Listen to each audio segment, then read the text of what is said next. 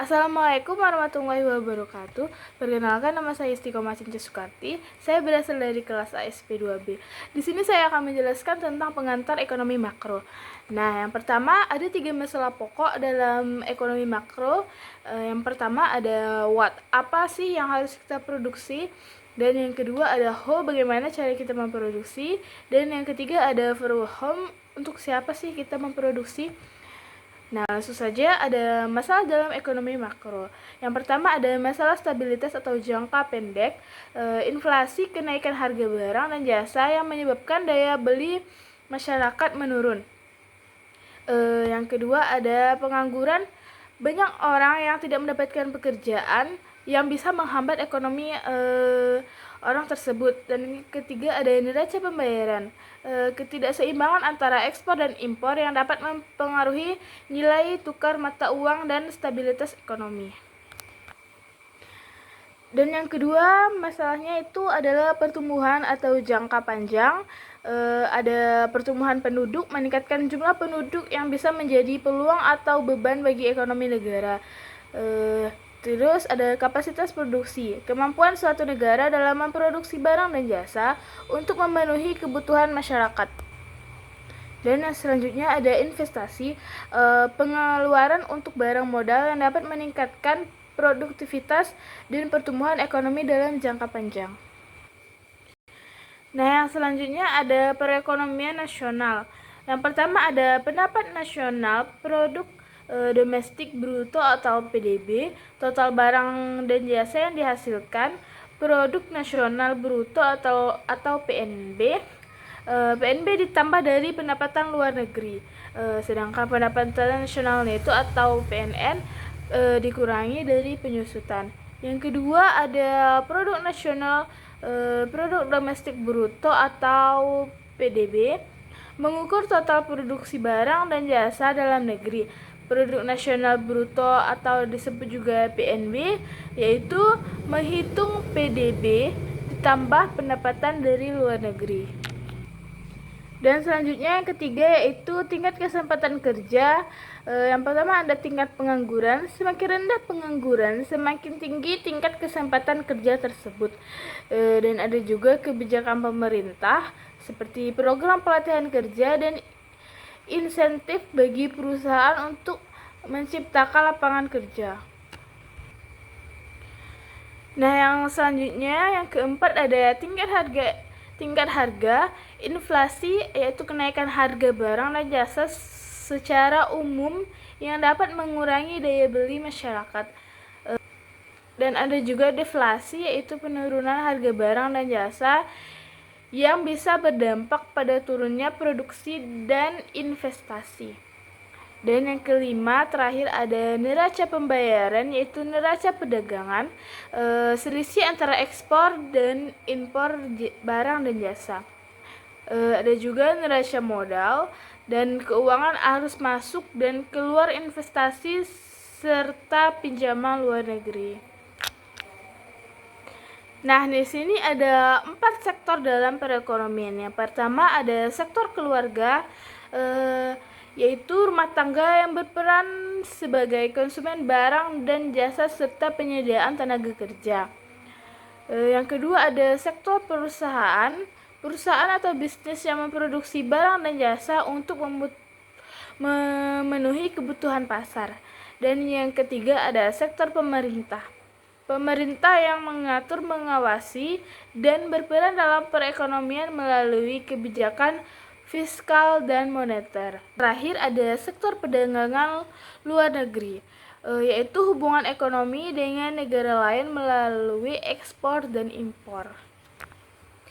Nah, di sini saya akan menjelaskan tentang gambar tersebut, yaitu gambar tersebut ialah diagram alur yang menggambarkan hubungan antara pasar untuk barang hasil produksi dan pasar untuk faktor produksi dalam kegiatan ekonomi. Di sini penjelasannya yaitu pasar untuk barang hasil produksi seperti ikan kaleng, ikan pindang, ikan beku, dan ikan atau udang diperdagangkan dalam pasar ini. Permintaan berasal dari konsumen barang seperti rumah tangga dan pemilik atau penjual faktor produksi. Penawaran berasal dari produsen barang yang juga merupakan konsumen faktor produksi. Harga barang hasil produksi ditentukan dalam investasi antara permintaan dan penawaran. Pasar untuk faktor produksi yaitu faktor produksi seperti tenaga kerja, lahan, dan modal diperjualbelikan dalam pasar ini. Permintaan berasal dari produsen barang yang membutuhkan faktor produksi untuk menghasilkan barang. Penawaran berasal dari pemilik faktor produksi, seperti individu yang menyediakan tenaga kerja, pemilik lahan, dan investor modal. Ada juga harga faktor produksi seperti upah tenaga kerja, sewa lahan, dan bunga modal ditentukan dalam pasar ini. Nah, selanjutnya ada konsep ekonomi yaitu what, how, for whom. What apa sih yang diproduksi, yaitu menentukan jenis barang atau jasa yang akan kita produksi, dan sedangkan how yaitu bagaimana diproduksi, yaitu menentukan metode produksi termasuk penggunaan faktor produksi. Dan yang terakhir ada for whom, untuk siapa sih kita produksi, yaitu menentukan siapa yang akan mengkonsumsi barang atau jasa yang kita hasilkan.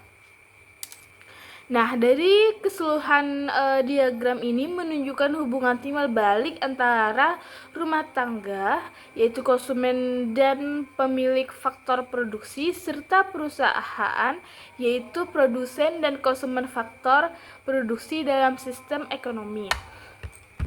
Yang selanjutnya ada 5 pelaku makro. Yang pertama ada rumah tangga, yaitu konsumen utama dalam perekonomian yang memberi barang dan jasa serta menyediakan tenaga kerja.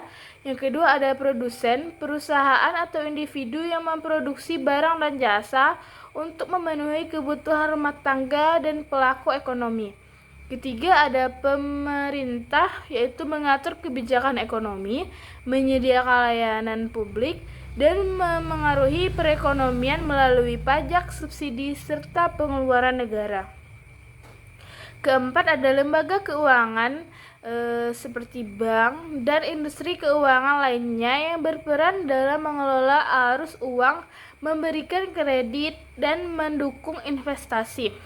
Kelima ada negara lain, yaitu melalui pandangan internasional, investasi asing, dan kebijakan ekonomi global yang memengaruhi perekonomian domestik.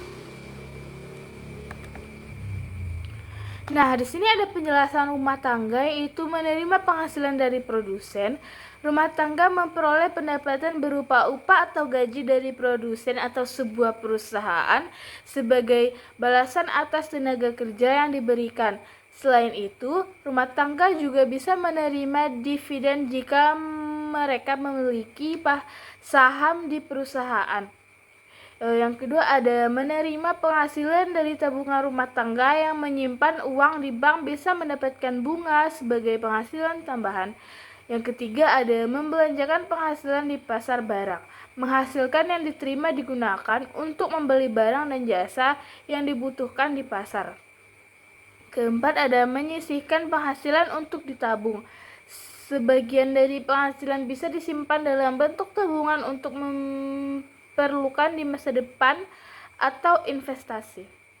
Selanjutnya ada membayar pajak kepada pemerintah. Rumah tangga memiliki kewajiban membayar pajak sebagai warga negara yang kemudian digunakan untuk pembangunan dan layanan publik.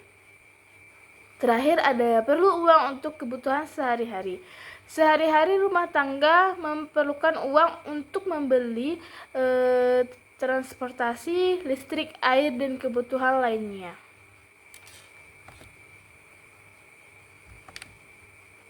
Nah, selanjutnya ada produsen, yaitu produsen adalah pihak yang memproduksi dan menjual barang serta jasa untuk memenuhi kebutuhan masyarakat. Perannya yaitu meliputi memproduksi dan menjual barang jasa yang menghasilkan produk untuk dikonsumsi masyarakat. dan menyewa faktor-faktor produksi itu bermanfaat sumber daya seperti tenaga kerja, bahan baku, dan modal.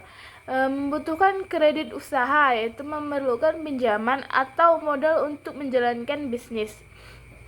Ada juga memerlukan tenaga kerja, itu membuat lapangan pekerjaan untuk masyarakat. Di sini ada lembaga keuangan. Lembaga keuangan berfungsi sebagai perantara antara masyarakat, rumah tangga atau RT, dan pihak yang membutuhkan dana.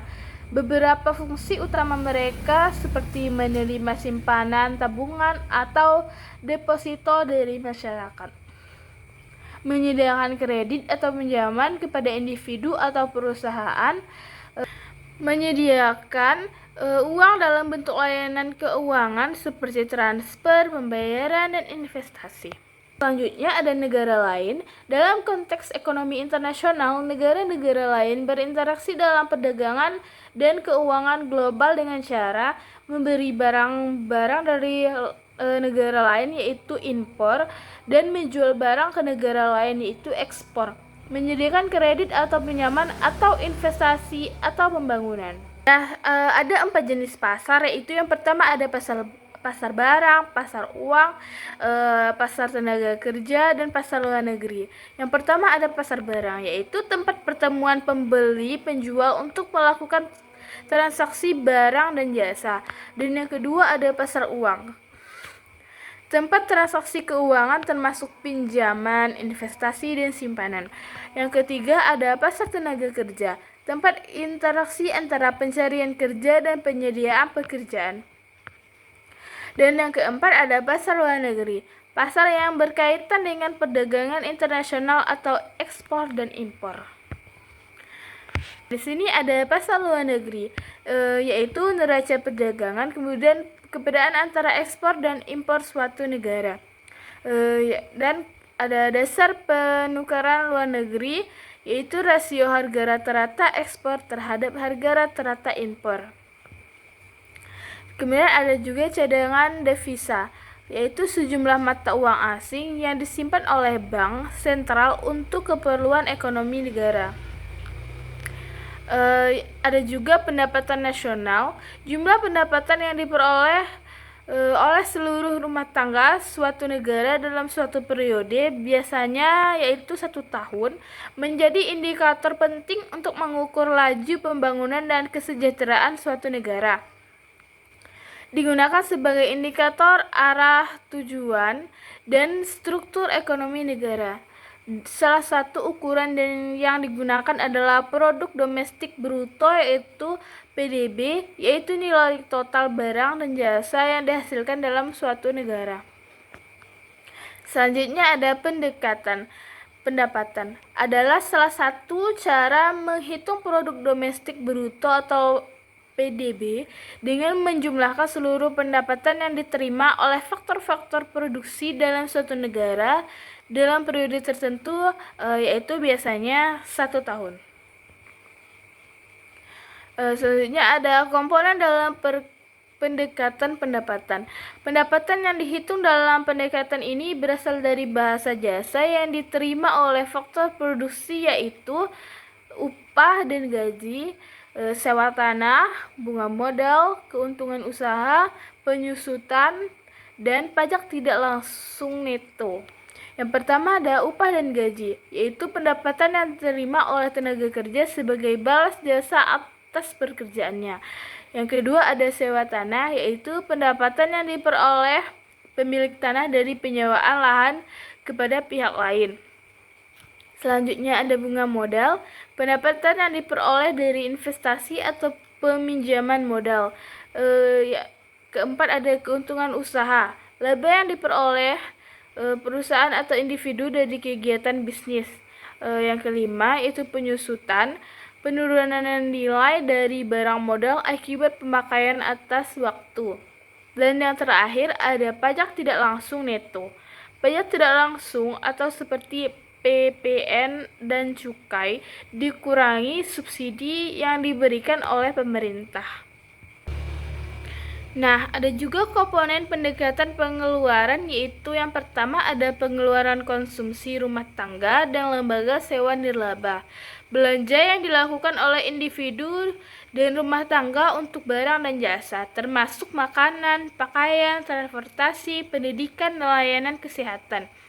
Termasuk juga pengeluaran oleh lembaga swasta nirlaba seperti yayasan dan organisasi amal.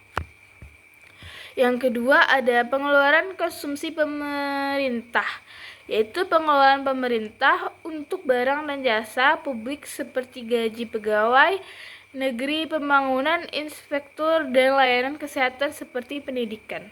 Ketiga, ada pembentukan modal tetap domestik bruto, investasi yang dilakukan dalam bentuk barang modal seperti mesin, bangunan, dan infrastruktur, mencerminkan pertambahan ekonomi jangka panjang. Yang keempat ada perubahan inventory. Perubahan stok barang yang dimiliki perusahaan baik bahan baku, barang setengah jadi maupun barang jadi. Jika stok bertambah berarti produksi lebih besar dari konsumsi dan sebaliknya. Yang kelima ada ekspor neto. Ekspor dikurangi impor. Jika ekspor lebih besar dari impor, maka nilai ekspor neto positif menambah atau PDB. Jika impor lebih besar dari ekspor, maka nilainya negatif, yaitu mengurangi PDB. Komponen pendekatan pengeluaran, sektor rumah tangga. Pengeluaran konsumsi oleh rumah tangga untuk barang dan jasa, contohnya makanan, pakaian, transportasi, pendidikan, layanan kesehatan, atau hiburan. Kemudian ada sektor perusahaan, yaitu swasta. Investasi yang dilakukan oleh perusahaan termasuk pembelian barang modal seperti mesin, bangunan, peralatan, serta perubahan inventory, yaitu stok barang, mencerminkan pertumbuhan kapasitas produksi suatu negara. Dan yang ketiga ada sektor pemerintah atau government. Pengeluaran pemerintah untuk barang jasa publik, contoh pembangunan infrastruktur, pendidikan, kesehatan, gaji pegawai negeri. Tidak termasuk transfer pembayaran seperti subsidi atau bantuan sosial. Keempat, ada sektor perdagangan luar negeri atau ekspor neto. Selisih antara ekspor barang atau jasa yang dijual ke luar negeri dan impor barang atau jasa yang dibeli dari luar negeri. Jika ekspor lebih besar dari impor, ekspor neto positif menambah PDB. Jika impor lebih besar, ekspor neto negatif mengurangi PDB. Nah, selanjutnya ada indikator ekonomi turunan dari PDB. Yang pertama ada produk nasional bruto, PNB atau GNP, gross national product. PNB yaitu PDB ditambah pendapatan neto dari luar negeri. Mengukur total output yang dihasilkan oleh warga negara suatu negara, termasuk pendapatan yang diperoleh dari luar negeri, tetapi tidak termasuk pendapatan yang dihasilkan oleh orang asing di dalam negeri. Contoh, jika ada warga negara yang bekerja di luar negeri dan pengirim uang ke negaranya, itu dihitung dalam PNB. Sebaliknya, jika perusahaan asing beroperasi di dalam negeri, keuntungannya tidak dihitung oleh PNB. Yang kedua ada produk nasional neto atau PNN atau NP, net national product, atas dasar harga pasar. PNN dihitung dari PDB dikurang penyusutan atau depresi modal tetap. Penghitung nilai produk setelah dikurangi penyusutan barang modal yang digunakan dalam proses produksi. Penyusutan mencakup penurunan nilai aset seperti mesin, bangunan, dan peralatan akibat pemakaian atau usia. PNN memberikan gambaran lebih realistis tentang kapasitas produksi ekonomi dalam jangka panjang. Yang ketiga ada produk nasional neto atau PNN atau NNP atas dasar biaya faktor produksi. PNN atas dasar biaya faktor produksi, yaitu PNN atas dasar harga pasar dikurang dengan pajak tidak langsung itu. Pajak tidak langsung mencakup pajak seperti pajak pemerintah nilai atau PNN dan cukai, dikurangi subsidi yang diberikan oleh pemerintah. Menggambarkan pendapatan nasional yang diterima oleh faktor produksi setelah dikurangi pajak tidak langsung. Yang keempat ada angka-angka per kapita. Indikator ekonomi seperti PDB, PNB, atau PNN dibagi dengan jumlah produk pertengahan tahun mengukur rata-rata pendapatan atau output per individu dalam suatu negara. PDB berkapita digunakan sebagai indikator standar untuk mengukur kesejahteraan ekonomi suatu negara. Semakin tinggi angka per kapita, semakin tinggi pula kesejahteraan ekonomi rata-rata penduduk. Selanjutnya ada manfaat perhitungan pendapatan. Yang pertama ada mengetahui struktur ekonomi dengan melihat kontribusi sektor-sektor ekonomi seperti pertanian, industri, jasa, dan lain-lain. Terdapat produk domestik bruto yaitu PDB dapat diketahui struktur ekonomi suatu negara. Misalnya jika sektor industri dan jasa mendominasi, maka negara tersebut memiliki struktur ekonomi yang lebih modern dibandingkan negara yang masih bergantung pada sektor pemerintah. Yang kedua ada mengetahui pembangunan ekonomi. Laju pertumbuhan PDB menunjukkan apakah ekonomi suatu negara berkembang atau mengalami stagnasi atau resesi. Dengan membandingkan PDB dari tahun ke tahun, pemerintah dan investor bisa melihat tren ekonomi jangka panjang. Membandingkan perekonomian antar wilayah negara atau daerah, pendapatan nasional per kapita memungkinkan perbandingan standar hidup antar negara. PDB antar wilayah juga bisa digunakan untuk melihat kesejahteraan ekonomi dalam satu negara, misalnya antara kota besar dan daerah terpencil. Yang keempat ada dasar pembangunan kebijakan. Pemerintah menggunakan data pendapatan nasional untuk merancang kebijakan ekonomi seperti kebijakan pajak, subsidi, investasi, infrastruktur, dan program kesejahteraan sosial.